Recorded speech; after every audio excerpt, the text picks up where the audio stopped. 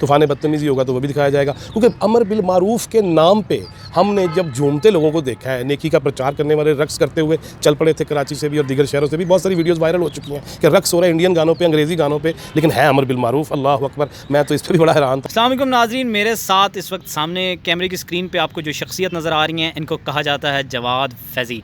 जवाद फैज़ी जो कि चौथा सतून के नाम से मशहूर है। इनका प्रोग्राम सीनियर सहाफ़ी, सीनियर तज्ज़िया निगार। जवाद फैज़ी साहब ने मोहसिन बेग की गिरफ़्तारी के बाद जो है वो एक तराना गाया इमरान ख़ान के ख़िलाफ़, उनकी हुकूमत के ख़िलाफ़। बिल्कुल उनके जो उस तराने के जो अताउल्लाह ख़ान न्याज़ी साहब ने जो उनके धरनों के वक्त गाया था, गुनगुनाया था, उसके बरअक्स ये गाना था और उसी धुन के ऊपर था। तो अभी आज जवाद फैज़ी साहब मेरे सामने मौजूद हैं। जवाद फैज़ी साहब के इस गाने को, इनके इस इन अल्फाज को, इनकी शायरी को पजीराई उस वक्त मिली जिस वक्त पार्लियामेंट लॉजेस में मौलाना फजल रहमान साहब के जो है वो कारकुन मौजूद थे और वहाँ पे एक बड़ी खबर जो है वो सामने आई थी। उस वक्त जवाद फैज़ी साहब भी वहाँ पे रिपोर्टिंग कर रहे थे, मौजूद थे। तो मौलाना फजल रहमान साहब ने खुद इनसे दरख्वास्त की कि आप मेरे साथ आएँ, बैठें और वो अल्फाज ज़रा दोबारा गुनगुनाएं। तो जवाद फैज़ी साहब से अभी हम गुफ्तगू का आगाज़ करते हैं, क्योंकि इन्होंने गुज़श्ता रात मौलाना फजल रहमान साहब के जो धरना था, जो महंगाई मुकाओ मार्च था, यहाँ पे भी इन्होंने शिरकत की, इनको स्टेज पे भी दावत दी गई। तो सबसे पहले तो मैं जवाद फैज़ी साहब का शुक्रिया अदा करता हूँ कि इन्होंने हमें वक्त दिया और अभी हम इनसे करेंगे कुछ चटपटी बातें। जवाद फैज़ी साहब, सबसे पहले तो आपका वक्त देने का शुक्रिया और ये बताएं कि आप कल की रात जो है वो आप धरने में मौजूद थे, क्या सूरत हाल थी? आपको स्टेज पे बुलाया गया, दावत दी गई बाकायदा तौर पे, आपने वहाँ पे भी जो है वो ख़िताब किया, कुछ अल्फाज गुनगुनाए, तो क्या तासुरात थे आपको वहाँ पे जो मौलाना के कारकुन थे उनके?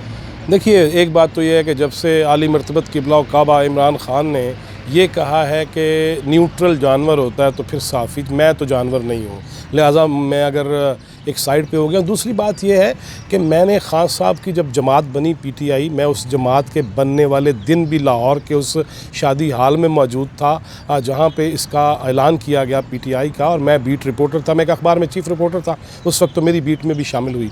मैंने इनके ख़यालात सुने, फिर मैं बैरून मुल्क जब गया, वाशिंगटन में था या ऑटवा में था या कनाडा में या अमेरिका में था, तो वहाँ पर भी ख़ान साहब से मुलाकातें रहीं और मैंने इनकी पार्टी को मिलते फ़ंड्स भी देखे, इनके लिए तराने गाते हुए लोग भी देखे, फिर मैंने झूमते हुए भी देखे, ठुमके लगाते हुए भी देखे, मैंने सब कुछ देखा, इनके ख़यालात भी सुने और बड़ा अच्छा भी लगता था कि काश के कोई ऐसा बंदा आ जाए जो पाकिस्तान के मामलात को बेहतर कर सके और नौकरियां दे सके और बहरान ख़त्म कर सके और घर दे सके, छत दे सके, रोटी कपड़ा मकान दे सके। लेकिन अफसोस मुझे ये हुआ कि जब ख़ान साहब ने आते ही पहले तो सबसे मीडिया पे पाबंदियाँ आयद की, फिर उसके बाद जिस तरह इस मुल्क का भट्टा बिठाया गया, गुरबत जो है बढ़ती चली गई, और फिर एक एक करके जितने भी इनके अपने मैनिफेस्टो यानी मंशूर में जितने नुकात थे, जितने पॉइंट्स थे, जितने वादे थे, वो एक एक करके वो वादा ही क्या जो वफ़ा हो गया। और लेकिन सियासत इसका नाम नहीं है, रियासत मदीना का नाम लिया जाए और फिर अपनी बात से ही मुकर जाया जाए। मैं उस पर फिर बड़ा सोचा मैंने, फिर मैं अताउल्लाह साहब की वो बड़ी अच्छी धुन थी, जब आएगा बड़े ख्वाब दिखाए गए लोगों को, और बड़ी हर कौम के बच्चों को जब ऐसे ख्वाब दिखाए जाते हैं या जवानों को, तो वो डेफिनेटली सर धुनते हैं और फिर झूमते भी हैं। मगर एक एक करके जब आएगा इमरान, फिर की होया पट्ठा ही बैठा और बढ़ेगी इस कौम की शान। केड़ी शान वधी यार, तुसी सिर्फ ये समझते हैं कि बस कोई बाहर से आएगा तो उसकी ड्राइविंग करके आपने बहुत ज़्यादा शान बढ़ा लिया यार। प्राइम मिनिस्टर हैं आप, चीफ़ एग्जीक्यूटिव हैं, और आपकी ज़बान से, आपके अंदाज़े ख़िताबत से, तर्ज़ तख़ातुब से आपने कौम के मिजाज बेड़ा गर्क कर दिए। बच्चे भी अब बदतमीज़ हो गए हैं, वो भी अपनी माँ को ये नहीं कहते मामा मुझे दे दीजिए, वो मामा मुझे ले दो।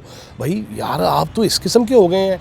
और फिर आपने ही ज़बानें बहुत ज़्यादा बेलगाम कर दी हैं, तलवारें बेनियाम कर दी हैं, और उसके बाद आप चाहते ये हैं कि वही सोशल मीडिया जो आपको लेके आया, जब आप अकेले कंटेनर के ऊपर थे या नीचे थे, जितने भी से बड़े बड़े मामलात हैं वो बड़ी किताबों में लिखे गए हैं। मुराद सईद साहब के जिक्र भी आए हैं, रियाम खान साहब ने भी बहुत कुछ लिखा है, बहुत सारे लोग जानते हैं। लिहाजा कंटेनर के ऊपर या नीचे जितने भी सन, वहाँ पे आपने जब कोई बंदा आगे नहीं था, कैमराज ही सिर्फ होते थे और यूँ लग रहा होता था जैसे लाखों लोग खड़े हैं और जो शेर वो जो है वो कभी इधर जा रहा है कभी उधर जा रहा है। आप वो पुरानी फुटेज निकालें, आपको सारा पता चल जाएगा। लिहाजा आप जब नहीं थे इक़्तिदार में तो आपके ख़यालात कुछ और थे। वज़ीर आज़म चोर होता था जो बिजली और पेट्रोल की कीमतों में इजाफा करता था, लेकिन वो यूनिवर्सिटी किधर गई यार? मैं तो ईवान सदर और प्राइम मिनिस्टर हाउस रोज़ इस चक्कर में जाता हूँ कि आज बोर्ड लग गया होगा कि यहाँ पे बड़े जो है ना वो नौजवान तलबा और तालबात जो है वो ऐसी साइंस और उलूम और फ़न और उसके बारे में इल्म हासिल कर रहे होंगे। वो किधर गए सारे? वहाँ पे आपने भैंसें जो थीं यार, कम अज़ कम उन मुलाजमीन का तो फ़ायदा था, भैंसें बेच दो, मुल्क संवार दो, गाड़ियाँ बेच दो, फिर दोबारा गाड़ियाँ ले लो। हमारा दोस्त है राना अबरार खालिद, वो 2 साल से उसकी बेचारे की जूते वाकई फट गए हैं चक्कर लगा लगा के कि भाई हमें इन्फॉर्मेशन चाहिए कि वज़ीर आज़म को तोहफे में क्या क्या चीज़ मिली है। आप यूसुफ रज़ा गिलानी और नवाज़ शरीफ के पीछे पड़ जाएँ तोशाखाना केसेस में, और इमरान खान साहब ने बाहर से मिली हुई वो कौन सी महंगी चीज़ है। वो गलत ट्रेंड चला था कि घड़ी नशई ने घड़ी बेच दी, नहीं, इसने गाड़ी बेची, गाड़ी बुलेट प्रूफ गाड़ी। भाई मैं आज कह रहा हूँ ये करें ना बात, हाई कोर्ट में जा रहे हैं कि जी अब हम नहीं बता सकते, डेट पे डेट, तारीख पे तारीख, तारीख पे तारीख, ये सब सारी चीज़ें देखी। पहले आपने सबको कहा जी इमरान खान के जलसे च नचने नू जी करदा है, नचा लिया। फिर आपने कहा मेरे मौला बुला लो मदीने मुझे, हम रियासत मदीना बनाएंगे। फिर आपने यार कोई एक चीज़ भी ऐसी की है, कारोबारी लोग रोने लग गए, नौकरियों से 20 से 25 हज़ार मीडिया वर्कर बेरोज़गार हुआ है। यार वो कितने जाएंगे, की करनगे, डाके मारन यार, वो कोई प्राइम मिनिस्टर थोड़ी है कि उनको मिलता जाएगा और वो खाते जाएंगे। मैं इन सारी चीज़ों पे मैंने कलाम लिखा। आपने भी बात की, मौलाना फजलुर रहमान साहब ने पहले भी मुझे हुक्म दिया, बुज़ुर्ग है मेरे, कि यार ये कलाम हो जाए हज़रत, तो मैंने उनको सुनाया, वो भी वायरल हो गया। उसके बाद मुख्तलिफ टीवी चैनल्स ने भी वायरल किया, सोशल मीडिया पे भी हुआ। लेकिन उसके बाद रात जब मैं धरने में गया, एक जर्नलिस्ट है, मैं जब तक आंखों से नहीं देखूंगा, मैं रोज़ सुप्रीम कोर्ट भी जाता हूँ, मैं कौमी असम्बली भी जाता हूँ, सिर्फ ये कि मैं खुद देख के बात कर सकूँ। सहाफ़त असल यही है कि ख़ुद देखा हो तो उस पर फिर अपनी राय का इजहार कर सकूँ। डिफरेंट प्रोग्राम्स में मैं जाता हूँ, चैनल्स पे या यूट्यूब चैनल्स पे, तो मैंने खुद देखा हो। अब मैं जब वो देखने के लिए गया तो कल मुझे ख़ास तौर पे बुलाया गया और मुझे कहा गया जी आप आए हुए हैं तो स्टेज पे भी आएँ और कुछ गुफ्तगू भी हो जाए, साफ़ियों की नुमाइंदगी भी हो जाए। मुझसे पहले मुसद्दक मलिक साहब तकरीर कर रहे थे तो मीडिया की हालत ज़ाहर पे ज़्यादा गुफ्तगू उन्होंने की, तो उन्होंने फ़ौरी बाद अमजद खान साहब ने मुझे बुला लिया और मौलाना ने उनको कहा हुआ था कि फ़ैज़ साहब को ज़रूर बुलाना है। तो मैंने वहाँ पर भी यही बात की, तराना तो अपनी जगह पर कि जब जाएगा इमरान, मैं तो तंग आके लिखा ना यार, बेरोज़गारों को देख देख के, अपने ही कुमाश के कबील के लोगों को भी कि यार रमज़ान आने वाला है, अभी इनके लिए ये तैयारियां हो रही हैं कि यार राशन कैसे डलवाए जाएंगे, इनके घरों में बच्चों की फ़ीसेस कैसे दी जाएंगी। ये हालत इस बंदे ने कर दी है, तो उस पर ख़यालात का इजहार क्यों ज़रूरी नहीं। मेरा तो तराना कम है, ये असल में जवाब शिकवा है अताउल्लाह इस्सा खेलवी को कि भाएं तुसी यह कहते सी तो असी यह कह रहे हैं। लिहाजा वो मैंने कहा, लेकिन मेरी असल में गुफ्तगू का मकसद वहाँ पर यह था कि आप ज़ुबानबंदी नहीं कर सकते यार। आपके वज़ीर इत्तलात साहब कहते हैं चुप कर जाओ, जो बोलेगा उसकी ज़बान बंद कर दो, चैनल को नोटिस भेज दो, चैनल बंद कर दो। क्यों भाई, आप इय्या का नाबुदु व इय्या का नस्ताइन कहते हैं और ख़ुद मारे मारे फिर रहे हैं कि एमएनए के चक्करों में, कभी उनके घर जा रहे हैं, कभी अपने घर बुला रहे हैं। आप अल्लाह ताला उसी की इबादत करते हैं और उसी से मदद मांगते हैं, कहते आप ये हैं और मदद तुसी एक एमपीए दी मांग रहे हो यार। ये कौन सा इय्या का नाबुदु व इय्या का नस्ताइन है। लिहाजा मैंने अपनी तकरीर में जो धरने में की वो ये थी कि अगर आप ये समझते हैं तो मुझे अल्लाह ने ये ख़ुद नेमत दी है, जुर्रत दी है। अल्लाह ख़ुद कहता है सूरह रहमान की पहली 4 में देख लें, अर्रहमान अल्लमल कुरान खलक़ल इंसान अल्लमहुल बयान। अल्लाह मुझे फ़ख्र से कह रहा है कि मैंने तुम्हें बयान की सकत दी, नेमत दी, कुदरत दी, मलका दिया, ताकत दी। तो कौन होता है जी मेरी बयान के इजहार को कोई छीन ले मुझसे, जब मुझे अल्लाह दे रहा है और इतरा के बता रहा है अपने कुरान पाक के अंदर। लिहाजा मेरी तो ये गुफ्तगू थी इसमें। जी बहुत तफसील से गुफ्तगू की जवाद साहब आपने। जवाद साहब ये बताइएगा कि तहरीक इंसाफ का जो अभी जलसा हुआ इसमें काफ़ी तादाद मौजूद थी आवाम की, इस बात को डिनाई नहीं किया जा सकता। लेकिन खान साहब ने, पहला तो मेरा सवाल आपसे ये होगा कि मीडिया को क्यों बंद किया, आपके इस हवाले से क्या तबसरा है, आप क्या समझते हैं। वही मीडिया के जिसने खान साहब अकेले होते थे डी चौक में कंटेनर के ऊपर, कुर्सियाँ खाली होती थी, वही मीडिया था जो कि इनको बराह रास्त दिखा रहा होता था, इनकी फुटेजेस जारी होती थी, अगले दिन तस्वीर छप रही होती थी। मीडिया को क्यों रोका गया। दूसरा मेरा सवाल ये है कि आखिर जो खान साहब एक बार बार कहते थे कि सरप्राइज़ था, वो सरप्राइज़ क्या था।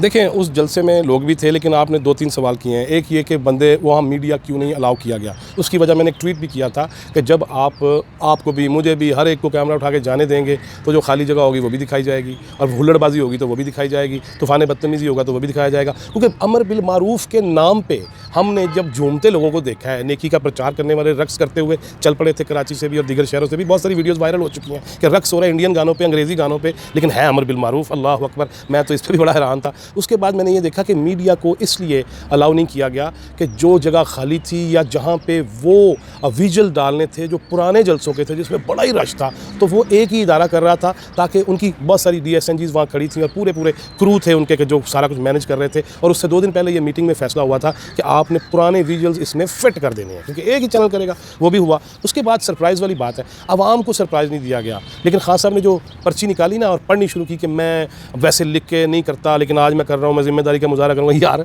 नवाज शरीफ पर्ची कटे तो बहुत पैड़ा, जरदारी पर्ची निकाले तो बहुत गंदा, लेकिन खान साहब ज़िम्मेदाराना बात करने के लिए पर्ची निकालेंगे। इसका मतलब है कि आपने 1 घंटा 50 मिनट में 5 मिनट पर्ची निकाली है, तो आपने 1 घंटा 45 मिनट तो गैर ज़िम्मेदाराना बातें की है ना, वक्त ज़ाया किया कौम का, इतनी दूर से बुलाया। लेकिन सरप्राइज़ आगे चल के होगा, जिस तरह आज भी वफाकी वज़रा ने प्रेस कॉन्फ्रेंस की है कि वो जो ख़त आया है जिसके अंदर धमकियाँ हैं और बैरूनी जो साजिशें हैं उसका इजहार है, तो वो चीफ जस्टिस ऑफ पाकिस्तान को दिखाया जा सकता है। वो पाए दिखा दो ना, बन जाओ, पुटो की हो जाएगा। आप तो कहते हैं जान जाती है तो चली जाए, छोड़ूंगा नहीं, तो दे दो जान यार। मुल्क से हमारे फौजी नहीं दे रहे, हमारे सिक्योरिटी एजेंसीज़ के लोग नहीं दे रहे, अहलकार नहीं दे रहे, आम बंदों ने जाने नहीं दी, मैं भी देने को तैयार हूँ इस मुल्क के लिए जान, तो दे दो यार जान, देखी जाएगी की हो जाएगा। फैज़ साहब क्या समझते हैं कि उस्मान बुज़दार साहब ने जो इस्तीफ़ा दिया है काफ लीग की मुलाकात के फ़ौरन बाद, क्या लगता है कि उस्मान बुज़दार साहब का ये इस्तीफ़ा क्या सिर्फ अपनी वजारत से इस्तीफ़ा है या पार्टी से इस्तीफ़ा है? आपको क्या लगता है? उस्मान बुज़दार साहब देखिए, अभी तो वो असल कहानी भी यही है कि अब खान साहब ये चाह रहे हैं कि अगर हमारी हुकूमत नहीं रहती, पीटीआई की नहीं रहती, तो परवेज़ इलाही की सूरत में भी तो नहीं की होगी, अगर परवेज़ इलाही साहब उधर जो चले गए हैं। लिहाजा वो चाहते हैं कि अगर हुकूमत बदल गई तो उस्मान बुज़दार साहब ने कुछ अर्सा पहले जो फाइल्स जलाई हैं खुद 7 और 8 क्लब रोड पर जाके, और फिर उसके बाद ये भी कहा गया कि ट्रक के ट्रक भर के फाइल्स के चले गए। फिर फ़राह खान साहिबा का एक नाम बड़ा मशहूर हुआ है हमारी भाभी के साथ, खतून अव्वल के साथ। ये सारी कहानियाँ जब खुलेंगी तो लग पता जाएगा। इसलिए अभी बुज़दार साहब शायद ना जाएँ, और अगर बुज़दार साहब की गर्दन शिकंजे में आ गई तो कोई पता नहीं जनाब, वो सारा कुछ पाक वतन सरकार ते पा दें और नवा स्यापा पै जाए। साहब आखिरी सवाल आपसे पूछूंगा कि शाहजहान बुट्टी साहब जो है उन्होंने भी पीडीएम को ज्वाइन कर लिया है, फिर उसके बाद जो है वो कल बाप पार्टी के भी कुछ अरकान थे उन्होंने भी ज्वाइन किया है। हो सकता है ये भी मुस्तकबिल में कहा जा रहा है कि क्या पता तारिक बशीर चीमा साहब जो है उन्होंने काफ़ी को छोड़ा, क्या पता वो भी पीडीएम में शामिल हो, क्योंकि उन्होंने भी अपने ट्वीट में वाज़ेह कह दिया कि मैं इमरान खान को वोट नहीं दूँगा। तो क्या लगता है सूरत हाल अब जो एक पलड़ा है हुकूमत का, अपोजिशन का, किस तरफ वज़न ज़्यादा है या किस तरफ जो है वो पलड़ा ज़्यादा जो है वो भाव खाने वाला है? देखिए, मैं ये समझता हूँ कि जब तहरीक अदम एतमाद आ गई थी तो उसमें पसो पेश से काम लेना नहीं चाहिए था खान साहब को। लेकिन खान साहब का मैं क्या कहूँ यार कि जब वो अब 22 साल जदोजहद की बात कर रहे थे इलेक्शन से पहले, लेकिन इलेक्टिबल्स के दर पे हाज़िरी भी शुरू हो गई, उनको पटे भी पहना दिए। लिहाजा अब वो फिर अपनी वजारत उज़्मा के इतने ज़्यादा वो समझने के लालच में है कि जी मैं छड़ांगा नहीं। मगर इशू ये है कि अभी ये 2-3 दिन आपको ऐसे ही नज़र आएगा, और सबसे बड़ा मसला जो नज़र आ रहा है मुझे वो ये है कि पार्लियामेंट जो सबसे मुनफरिद मुमताज़ और सुप्रीम इदारा है, उसके मामलात भी करीबी पार्लियामेंट से सुप्रीम कोर्ट में चले गए हुए हैं, और आगे चल के मुझे इस सारे मामले पे सुप्रीम कोर्ट का किरदार अहम नज़र आ रहा है। और जिस तरह इल्ज़ाम लगाए जा रहे हैं नवाज शरीफ पे कि जी वो जजेस को कोई मैनेज करने की कोशिश कर रहे हैं, उसी तरह मुझे लग रहा है कि खुद आज वफाकी वज़रा की प्रेस कॉन्फ्रेंस जो थी वो भी एक उसी का तोड़ थी, जोड़ थी कि जनाब चीफ जस्टिस ऑफ पाकिस्तान को हम सब कुछ बता सकते हैं, किसी और नहीं दसांगे। लिहाजा मुझे आगे चल के भी अभी ये चंद दिन बहुत मतला मुझे क्लियर नज़र नहीं आ रहा, बल्कि अबर आलूद रहेगा, और सुप्रीम कोर्ट ही मुझे लगता है कि कोर्ट खुद भी बहुत उलझनों का शिकार हो जाएगी, क्योंकि अभी उनको शोकाज नोटिस भी मिला। फिर वही एक एमएनए इस्लामाबाद में जाता है अपनी गाड़ी की नंबर प्लेट लगवाने, और यार एमएनए से रिश्वत ले ली जाती है। उस दिन तो उसकी आंखों में आंसू थे, और वही कह रहा था यार दसो हमने जो तब्दीली लानी थी, जो इस कौम की शान बढ़ानी थी, जब बनेगा नया पाकिस्तान, यार है तो पुराने नालों भी पैड़ा हो गया। लिहाजा अब जो सिचुएशन है वो आपने जो सवाल किया, मैं वापस उधर ही आता हूँ कि असल में तो पीटीआई के ही लोगों पे अपोजिशन जो जमातें हैं वो खेल रही थी। अलाइज़ का तो पहले ही पता था, लेकिन ये नहीं पता था कि अलाइज़ भी आनियाँ जानियाँ दिखा के, और अभी मैंने आपको जैसे कहा ना, अभी 1-2 दिन और लगेंगे जब तक असम्बली के अंदर इस पर बहस नहीं होती, और वोटिंग वाले दिन तक आप हुकूमती और अपोजिशन जमातों के दावे सुनते जाइएगा, उस पर हमारा काम चलता जाएगा। दिहाड़ियाँ लगी हैं सारियाँ दियाँ, कोई इधर जा रहे हैं, कोई उधर जा रहे हैं, जैसे वो जा रहे हैं। लिहाजा ये काम अभी चलता रहेगा, कौम के पास और कोई काम है कोई नहीं। आज़म के लिए कोई एक नाम जो आप समझते हैं क्या है? देखें, अभी आसिफ जरदारी साहब ने तो शहबाज शरीफ को इसलिए कहा है कि क्योंकि वो अपोजिशन की सबसे बड़ी जमात है। बाकी अगर इलेक्शन, मुझे ये लगता है कि जो भी होगा इलेक्शन फौरी तौर पर हो सकता है तहरीक अदम एतमाद की वापसी भी हो जाए, अगर ये तय हो जाए कि कब नवंबर में अक्टूबर में अगर इलेक्शन है। और वज़ीर दाखिला वो तो खुद कह रहे हैं कि हज के बाद जो है वो बजट दे दें और हज के बाद इलेक्शन करा दें। अगर इलेक्शन पे सारे मुत्तफिक हो गए, जो अपोजिशन जमातों का पहले दिन से मुतालबा था, अगर वो हो जाता है तो हो सकता है ये सारी जो जहाग है ना ये बैठ जाए और नए इलेक्शन में चले जाएँ। फिर अवाम दी मर्ज़ी, अगर अवाम दी ही मर्ज़ी चली तो फिर तो खासा मुझे नज़र नहीं आ रहा। चलो, thank you so much sir, बहुत शुक्रिया, आपने वक्त दिया, टाइम दिया, बहुत मुफस्सल गुफ्तगू की, और उम्मीद करता हूँ कि नाज़रीन को आपकी ये गुफ्तगू पसंद आएगी।